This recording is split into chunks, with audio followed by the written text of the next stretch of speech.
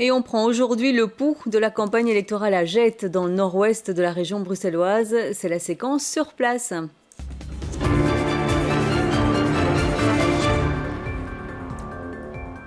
Le bus de BX1 s'est arrêté sur la place Reine-Astrid, qu'on appelle plus communément le Miroir. Michel Gaillère, une place qui a bien changé en quelques années.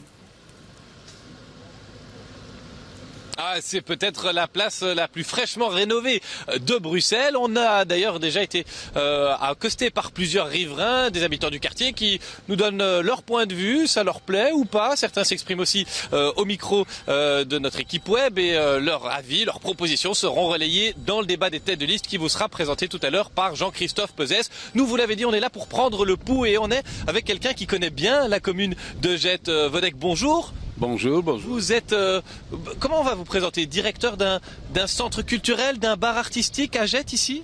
Non, je suis responsable des lieux d'art contemporain à Jette et je suis président concierge.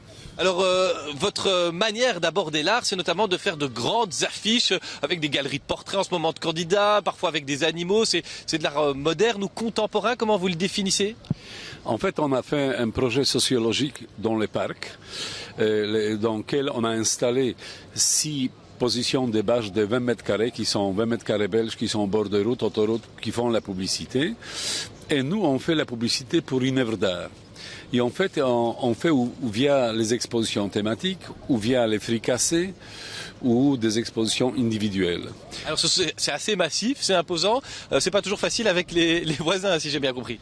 Mais oui, mais on est dans un possible village encore, et je pense qu'on n'est pas à Ixelles ou à Saint-Gilles, où il y a une grande agglomération de galeries d'art et de lieux d'art contemporain. La commune vous aide à défendre l'art en ville, ça se passe bien ou elle prend le parti des riverains? Non, la commune nous soutient beaucoup et je dois dire que je suis même surpris de leur éloquence intellectuelle. C'est vraiment ça se passe bien. Évidemment, on doit un tout petit peu faire attention, mais vraiment un tout petit peu. C'est une commune qui bouge bien, vous la trouvez bien gérée, Jette, vous la connaissez particulièrement depuis toutes ces années. On nous dit souvent village dynamique ou village à la retraite? Non, c'est plutôt une village qui avance, quoi, et j'espère que dans des années d'avenir, ça va s'agrandir culturellement, comme des communes de l'autre côté du canal. Et c'est très important. Il y a beaucoup de jeunes qui viennent habiter à Jette, qui achètent des appartements, des bâtiments. Et ça rajeunit cette commune et ça donne un espoir de culturalité, d'intellectualité. Voilà. Merci Vodek, vous êtes venu jusqu'à nous à vélo ici sur la place du Miroir. On y reste toute la journée. À 18 h, on verra un autre projet, c'est la Maison de l'Image.